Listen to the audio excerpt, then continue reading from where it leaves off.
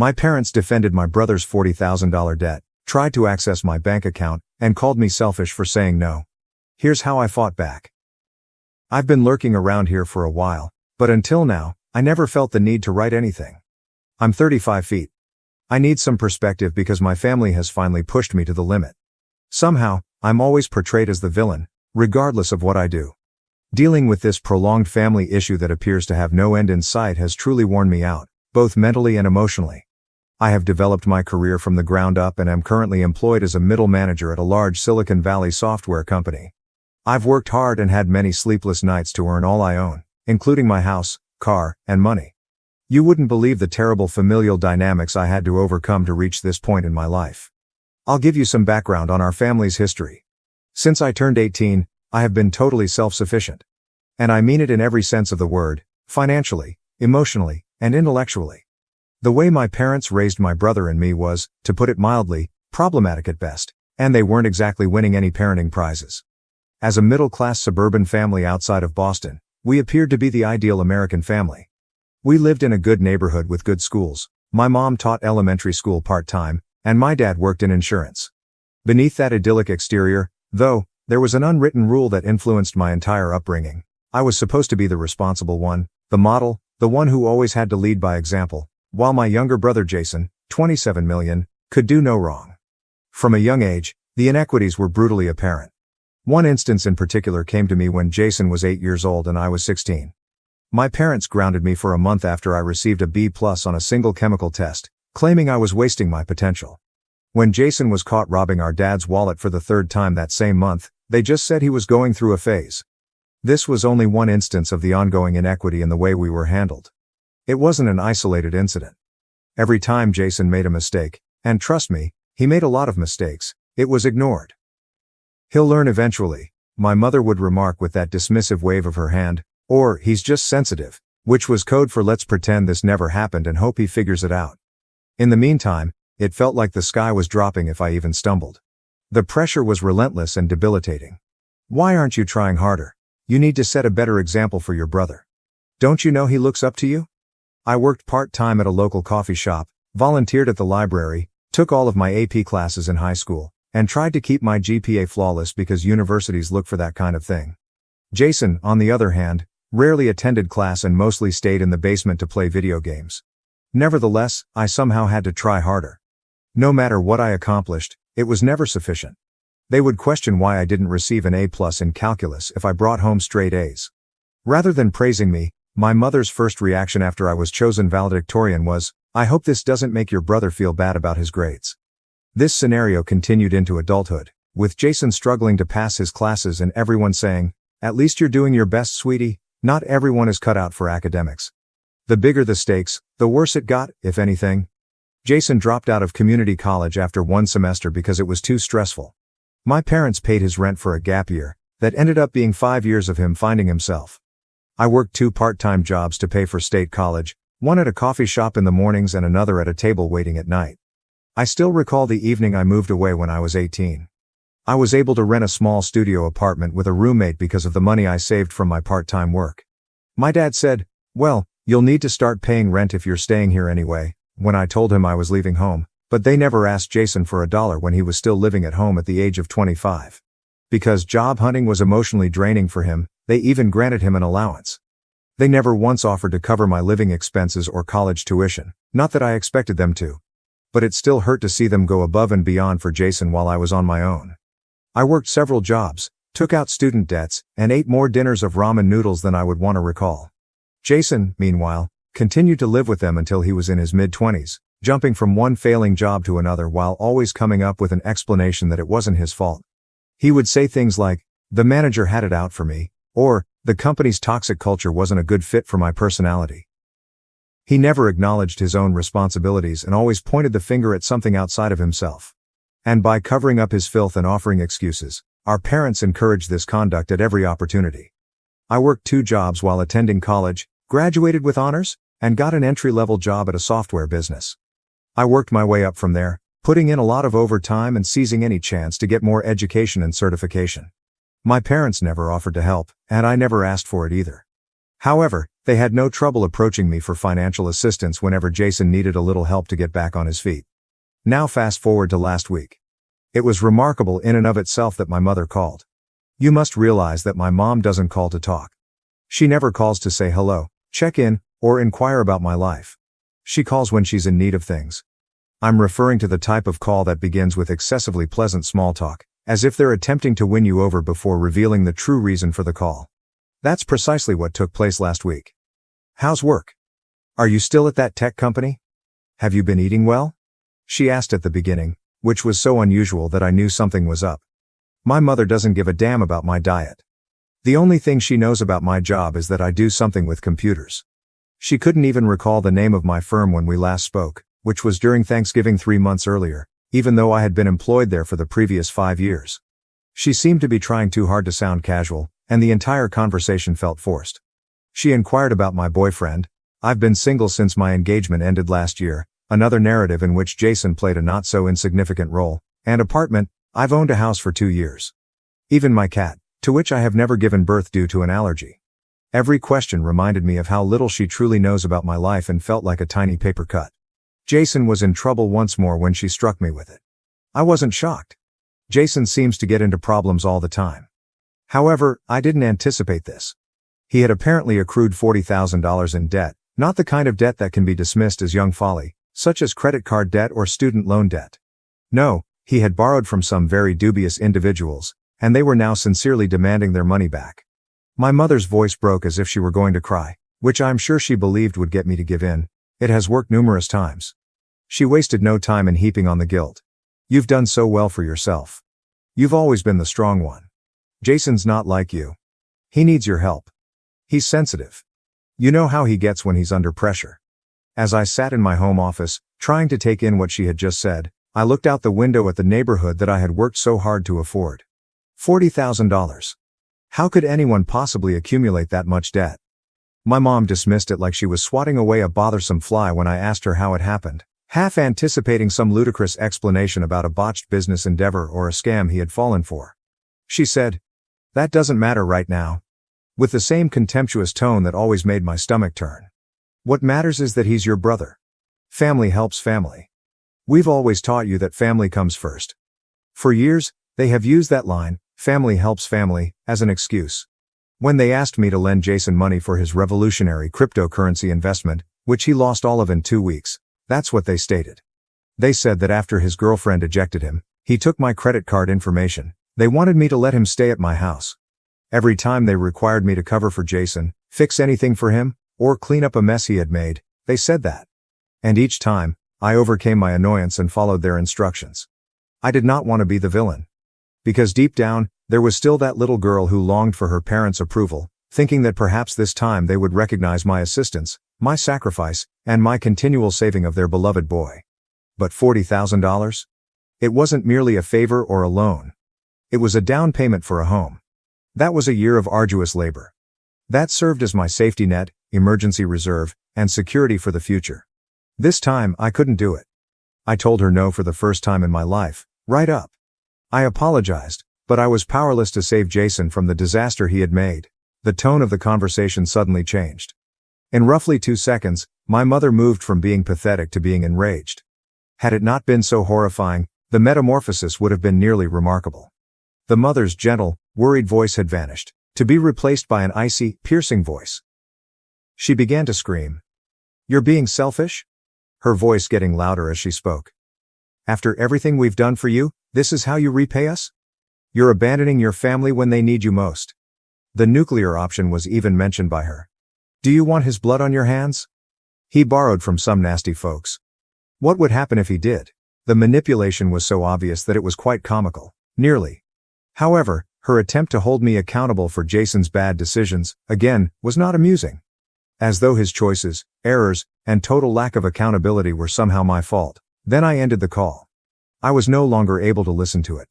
My chest felt constricted, as if someone were sitting on it, and my hands were shaking so much that I could hardly press the end call button. However, behind the familiar burden of familial expectations, the shame, and the fear, there was comfort. I was relieved that I had maintained my position for once. I've put in too much effort to be brought down by the poor decisions of others. I've devoted years to developing my job, becoming self-sufficient, and establishing a life apart from serving as Jason's safety net. I simply couldn't bear the idea of discarding all of that. Of maybe jeopardizing my own financial stability to allow his recklessness to continue. However, the problem with growing up in a dysfunctional home is that guilt creeps in almost instantly, even if you know you're making the right decision and are positive you're acting in your own best interests. Even though I know I'm not the bad guy, my family has a way of changing the facts, making me doubt my own judgment and making me feel that way. And it was the same this time. I can't get rid of the thought that perhaps I made the wrong choice, even though I said no and know it was the right one. At the moment, confronting my family seemed like the correct thing to do, but now I'm left wondering if I've made things worse. But what if they're correct? Could I be being self-centered? What if Jason does suffer as a result of my refusal to assist? The logical side of my brain understands that I have no responsibility for my brother's decisions or the results of those decisions. However, a part of me that is still that young child, begging for her parents' approval, continues asking herself, what if? To be honest, I have no idea what will happen next. That call was only the beginning. I was totally unprepared for what transpired next. I suspect that this is not the end. Particularly with Jason, my parents have never been good at taking no for an answer. I'm trying to remain strong, though. I'm trying to keep in mind that I have the right to defend my future and myself. As this situation develops, I suspect I'll require additional guidance. I'll provide an update shortly. First update. First of all, I want to thank everyone who left encouraging comments on my previous post. To be honest, I didn't anticipate such a strong reaction. The previous week has seen a sharp increase in tension, and not in a positive way. Do you recall that I sensed this wasn't the end? Yes, I was correct. As soon as I hung up on my mom, the harassment campaign began. Initially, it was just a flurry of text messages. The typical guilt-tripping fare. Then, however, things became considerably more sinister. My bank notified me of the unusual behavior last Tuesday. Someone had tried to use what seemed to be stolen personal information to get into my account. I received a direct call from the bank's fraud department. They claimed that a huge transfer attempt using my credentials had been detected by their security system due to the suspicious IP address. The fraud investigator told me that the person who attempted to access my account had my mother's maiden name, my social security number, and even the name of my first pet, all of which are standard security questions. Jason would be the only one with access to all that information. Upon realizing that my own brother would attempt to steal from me, I promptly updated all of my security questions and passwords. Very difficult. Money was no longer the only factor in this. This was a completely new kind of betrayal.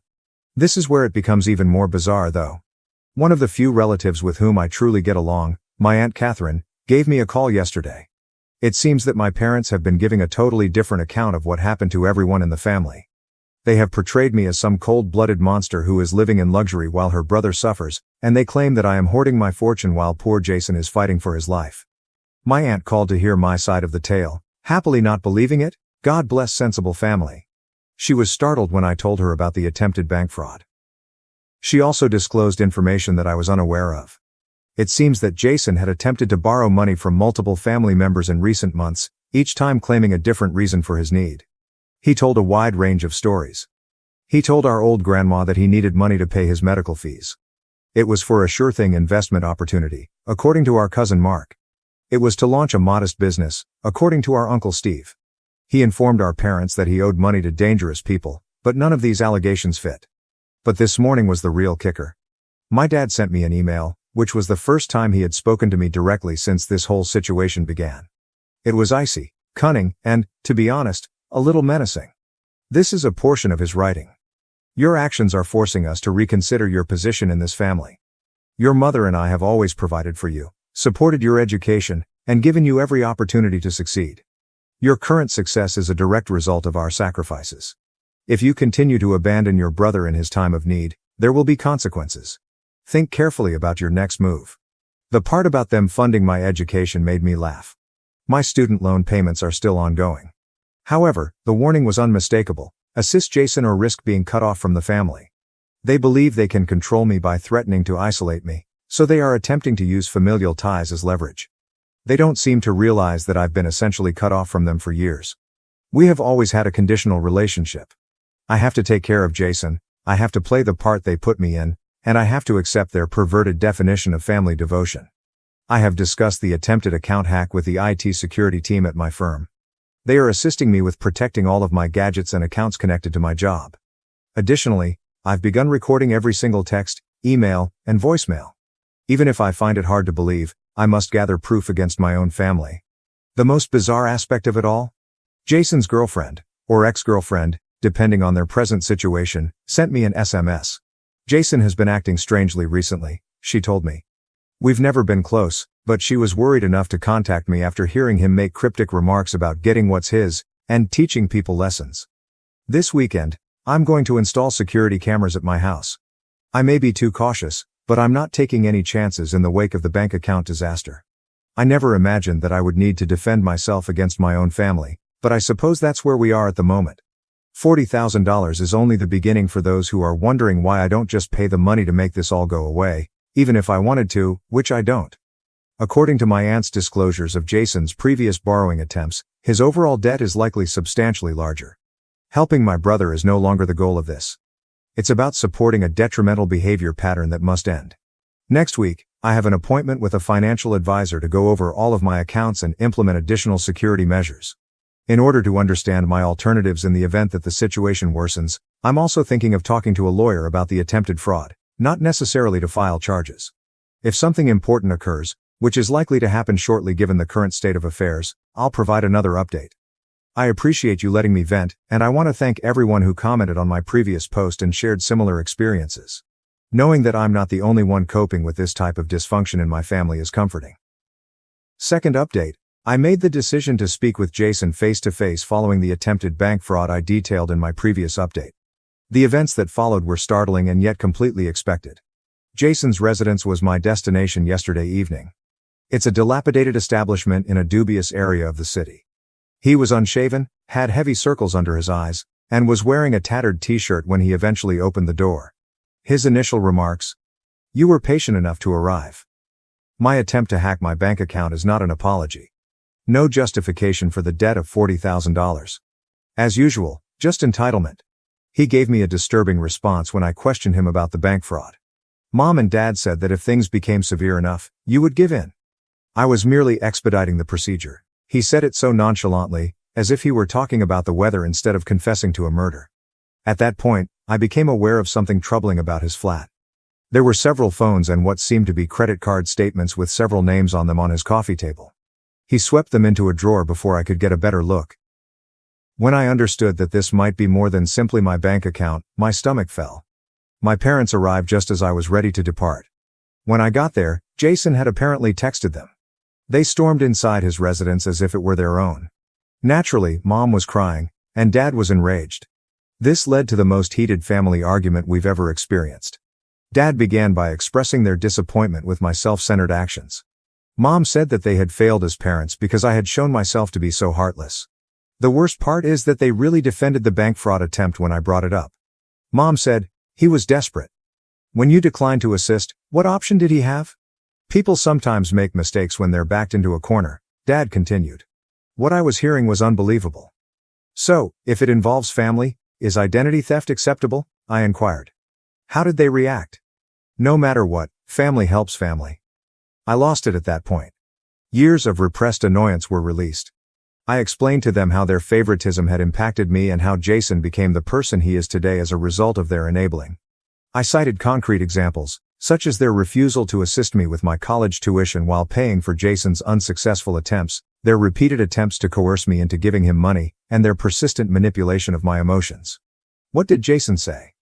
"At least I'm not a stuck-up bonite who thinks she's better than everyone else," he grinned. In fact, Mom gave a nod of approval. I came to the important realization that they would not change at that point. Never. Money was no longer the only factor in this. This concerned a family relationship that was essentially poisonous and would never get better. I pulled out my phone and listened to the full recording of our chat. How did they look when they saw that I had proof that they were supporting bank fraud? Priceless. "This recording goes straight to the police if anything happens to my accounts again," I declared. "And I will file charges this time, Jason." Mom began to complain that I was endangering them. My father referred to me as manipulating. For the first time, Jason appeared concerned as he stood there. Dad took hold of my arm as I was about to depart and said something I will never forget. Never expect to be welcomed in this family again if you walk out that door. I gave him a direct look and said, "That sounds more like a promise than a threat," before leaving. I had dozens of missed calls and messages when I came home. I blocked their phone numbers. I then opened my laptop and began sending an email to my entire extended family, including screenshots of threatening messages, a transcript of the taped discussion, and documentation of the bank fraud attempt. I will no longer serve as the family's scapegoat. I'm tired of being controlled. I will no longer serve as Jason's personal ATM. Above all, I have finished maintaining their secrets. It's likely that this will be my final update. I have a hunch that everyone's situation is going to drastically change soon. I'm concentrating on defending myself right now, which includes researching security systems and speaking with a lawyer about possible restraining orders. Thank you to everyone who has been keeping an eye on this situation and lending support. Your remarks gave me the courage to advocate for myself today. Third update. Everything has changed since my last update, which was a month ago. I made the decision to no longer preserve the family's secrets after the altercation at Jason's place. When I eventually revealed the truth, this is what transpired. Do you recall the email I said I was sending to the extended family? Well, I made the decision to take things a step further. I made a thorough social media post with screenshots of the attempted bank fraud, Jason's own admissions of guilt, and a recording of my parents justifying his behavior as proof. I only wanted the truth to be known. I wasn't attempting to get revenge. The reaction was tremendous. Other victims of Jason's schemes began to come forward within a few hours. According to my cousin Tim, Jason had taken out a $5,000 loan for an unfulfilled business venture. Aunt Beth said that he had persuaded her to co-sign a loan, which she is currently repaying. Even the mystery surrounding my grandmother's missing jewels from last Christmas had a likely suspect all of a sudden. However, Jason's ex-roommate made the most important disclosure when he revealed how Jason had used his identity to open many credit cards. Being too ashamed to come forward, he believed that no one would take him seriously because of my parents' perfect son. Someone in HR at the business where Jason had just had an interview saw the social media post. His past involvement with financial fraud piqued their curiosity. It goes without saying that he was not hired. My parents' standing in their social group suffered greatly. They had supported their struggling son for years while presenting themselves as the ideal parents, handling one ungrateful daughter. Everyone was aware of the reality now. After complaining to their church mates about my selfishness, they began to distance themselves from me. All of a sudden, Dad's golf friends were too busy to play every week. Mom attempted to minimize the harm by accusing me of lying, but the facts were clear. They were unable to justify their own recorded comments, the text messages, or the bank records. Their carefully constructed image fell apart. When Jason's current roommate viewed the post, it was the real game changer. When he consented to share his apartment, he was unaware of Jason's past. Jason received an eviction notice within a week. People don't want to live with someone who tries to commit bank fraud, it turns out. According to what I've been told, Jason works 3 jobs to pay off his debt. He is finally being held accountable for his acts, and his credit has been damaged. Surprisingly, my parents have stopped using social media. No more quotes about ungrateful kids or passive-aggressive posts about family values every day. Life has never been better for me. That job promotion I applied for, I understand. I've been able to concentrate on my professional and personal development without the continual drain of family turmoil and money exploitation. What a concept. I'm finally meeting someone who respects and understands boundaries.